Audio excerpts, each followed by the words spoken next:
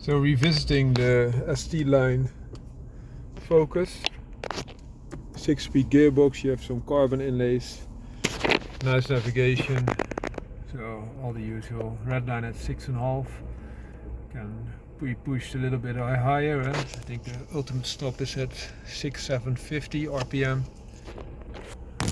Nice little car. However, that being said, it is a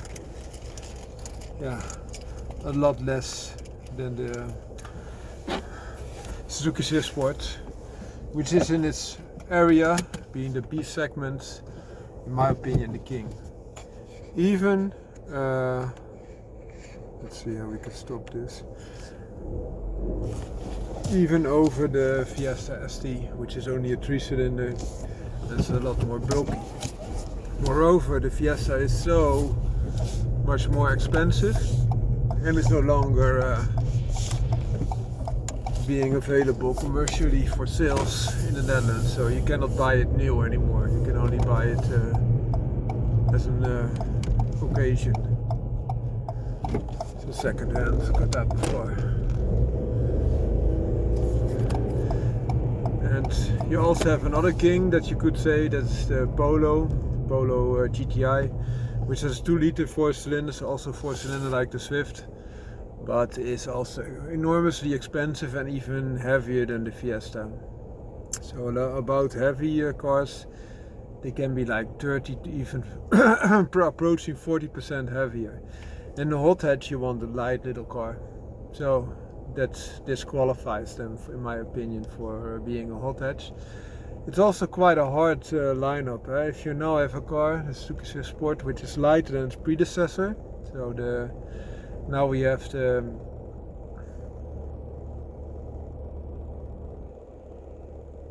ZC33S, which is the current Swift Sport, but before that the ZC32S was the Swift Sport, but that was a heavier car than the new generation. Well, the new generation has a lot more new technology in it.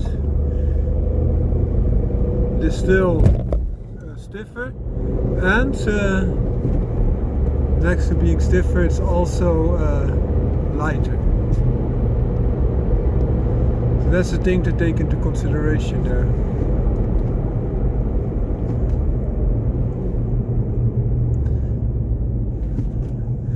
On the other hand, you have the heavier cars like the Fiesta and Polo, which have more power, but they are also a lot heavier. So you feel a lot less of the sensations of driving a hot, nimble car in those cars compared to Suzuki Swift Sports, which offers that lightness and that really nice direct feeling component, which is lacking in those heavier cars. And they might say, yeah, a heavier car feels more luxurious, especially on highway speed. It feels more planted because it's heavier. But that takes away from the hot hatch experience, because the hot hatch experience should be, nice red carbon stitching, should be to give you a lightweight, nimble car that's also achievable. Those other cars are like, I think 8,000, perhaps even 10,000 euros more expensive. So that disqualifies them from the achievable point of view quite to a high degree, in my opinion. And also, if you look at reliability, you will not touch a Swift with your Fiesta or Polo. They will say, yeah, it's a luxury brand and you pay for quality. But that being said, you get 5 years of warranty on the Suzuki Swift, 5 or 6 years even, and about 2 years on the Fiesta or the Polo. So that gives you an indication of the perceived quality. And also, if you look at the statistics, you can run a Swift Sport for a lot less cost than Fiesta or Polo. Not only that they are heavier, so you have assurance, which is heavier based on weight. Also road tax is heavier based on weight. Also fuel consumption is heavier based on weight. But also the underpinnings of a Suzuki Swift Sport are even more sturdy than that of a Fiesta, for example. So if you look at the dimension of the axis where the wheels are fitted, you see that the Suzuki Sport has a lot stronger components there. Also, it comes with a lighter frame, and the components are cheaper to begin with. So cheaper to begin with will help, but also you will be helped that you have a lot less strain on all the components because it's so much lighter. If you for example weigh 80 kilograms and then you add like 30% of that weight, so that would be 24 kilograms in addition. If you carry around normally at an 80 kilogram frame and now you weigh 104, you will feel that definitely. If you take it to 40%, you will weigh 112, so you have an excess of 32 kilograms to take with you. For consideration, for a bug out bag or something like that, they say you should stay under 20% of your weight to do that with any degree of comfort, to lug that additional weight around. But it will be hard pressed if you have double that of the recommended maximum. And that's also the case in the car. And even though that, for example, you have so much more weight, still the components of Suzuki Swift Sport are bigger and stronger to begin with, so that gives you quite an impression of what kind of quality you get there. And also, if you look at all the standard equipment, there's also a lot of luxury equipment in the Suzuki Swift Sport. You have to pay premium with both the Fiesta and the Polo, so you really pay a lot of money for little bit of extra weight, which might be beneficial if you feel planted on the highway, but you can also upgrade it to yourself. If you get a stiffer suspension, you'll feel more planted on the highway as well. But on the other hand, a standard Swift is able to cope with all uneven undergrounds a lot better than both the Polo and the Fiesta, which are a little bit more skittish. So it really depends on the road. If the roads are perfect, it might be that Fiesta or Polo gives you a little bit of more planted feel. If the roads are not so good, I will vow for the Suzuki Swift, because it can cope with all those irregularities a lot better than both the Fiesta and Polo can. So that's something to take into consideration. And also, if you want a little bit stiffer ride, you can just lower the Swift, and then you will have the stiffness level of the Fiesta and the Polo with a lot less drag, because you are lower now. And if you can also lower, for example, the Fiesta and the Polo, but then they become quite unbearably stiff, so to say. So they are not completely unbearable, but on more road surfaces than, for example, the Swift, because it has softer springs to begin with. So the suspension is more forgiving and mild to begin with. Because it is, again, a lot lighter, you don't need that excessive stiff springs to keep it reacting rapidly. Another thing to consider is that if you have your car over a period like 5 or 6 years, if you stay within that warranty period, you will have ease of mind with that Suzuki, and after the first 2 years, everything that goes wrong with it, you have to pay for in that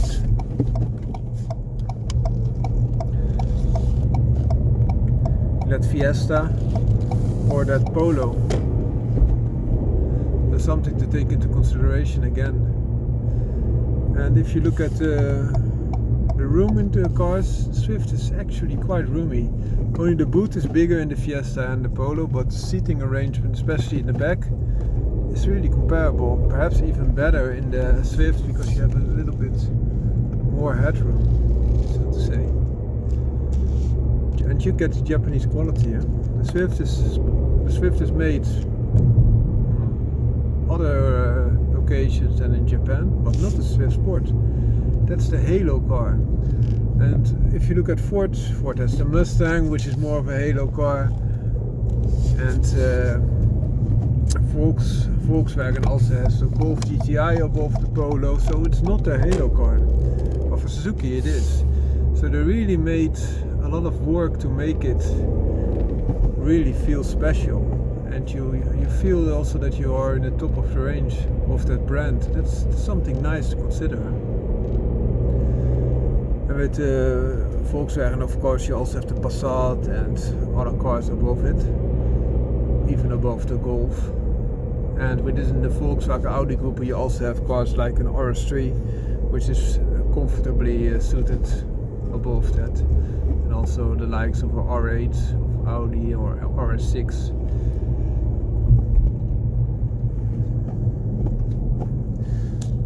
So the same can be said with Ford. You also have a Focus, which is comparable, like the Golf ST, which is also not longer being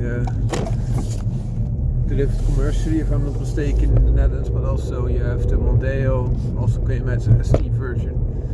So there are quite some things to consider here, which might be of interest to you if you want a B segment car.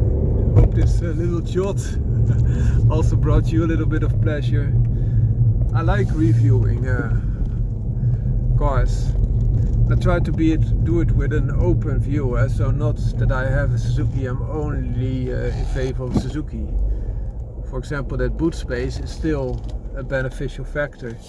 You might even say that if in case of a crash, a heavier car to begin with is also better. So that's also one other point that might be in favor of the Volkswagen or Ford. But that being said, Suzuki has made the Swift extremely stiff, and an extremely stiff, strong chassis will also be quite protective. I think it will be quite comparable, so don't let it put you off. But if you really want to have the best car, it might be that the Volkswagen or the Ford is better for your protection. Ciao, found the car out. So, and farewell to this. This is the rev limiter, so to say, approximately there. So 1 liter 3-cylinder Ford turbo, and it has 100 horsepower to begin with. If you tune it, I don't know, it's not the right gear, so it needs to go like that. Then you get like 145 horsepower, and that will make this car completely different. Always advise to do that. If you have a turbo engine car, you have the drawback of added complexity, because it is a turbo car, but the benefit, if you're going to tune it, you have not only the benefit of fuel optimization, but also the air optimization. And why is that? Because you can also control with the ECU the turbo, and the turbo helps to force feed air into the engine. So not only the fuel is then optimal, but now you also have optimal air, and that gives it horsepower increase. So for example, from 100 to 145 is 45% increase, which is huge. Almost half the power is now extra, which is just hilariously a good deal. And it costs you like perhaps 500, 800,000, depends on what type of tuner, but oftentimes you can do this quite for a nice price. So you don't have to pay the premium you would normally have to pay for such added performance, which just has all the benefits then in place. This is 6 speed, just checking.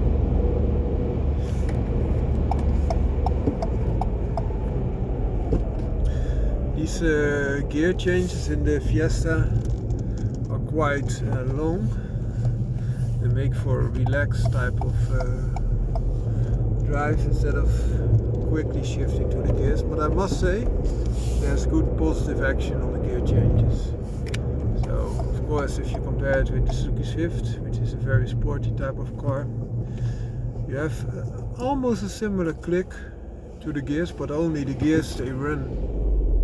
Yeah, the way that you have to move, the amount of space you have to move is a lot more. And that amount of space will also amount to more time being needed to make a positive gear change. But once you do, it feels nice. So that's a compliment I want to make the Fiesta. I think the Fiesta is a very good car. They say it's class leading for a sporty type of car in the B segment, and I'm not convinced. And the only reason is that there are some cars, especially the Swift, which do it better in my opinion. And how can they do it better? Because light is right. It's also what's called in Chapman of Lotus at lightness. So if you have a car like this Fiesta, which weighs a little bit over 1,000 kilograms, but it's only a 1 liter turbo, a 3-cylinder, and then you have a car with one additional cylinder, a lot more tech, and a lot more displacement, like the Swift. It sounds a little bit like a small 6-cylinder, which is nice. That weighs a lot less. It has better brakes, better suspension, better engine, and a similar size. Then you know that you're doing something wrong. So also the suspension of the Swift is a lot more capable and supple. So you have all the benefits in place.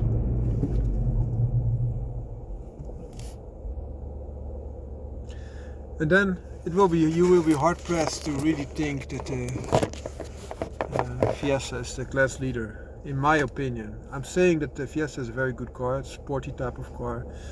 It's like they say BMW is a sporty type of car, and they say Honda is a Japanese BMW. I think Honda is a lot better than BMW in many ways, shapes and forms. Of course, the top level of BMW, like M3, M5, M8, something like that, that will be capable of annihilating the Hondas, also the fast Hondas. And then someone will enter the NSX. Of course, it was a very fast car, but lately they don't make those bigger fast Hondas anymore. But Civic Type R will annihilate the 1 Series, in my opinion, with ease. So in the comparable classes they are better. And Honda makes excellent engines, very reliable, very capable. So it depends a little bit on what you want. So I think it's doing Honda no justice to call them the Japanese BMW. But in Europe, BMW is for drive enthusiasts, and Honda was positioned the same way, but lately they only have the Civic Type R. So they have one halo car, the Civic Type R, but all the other stuff is a lot more boring, so to say.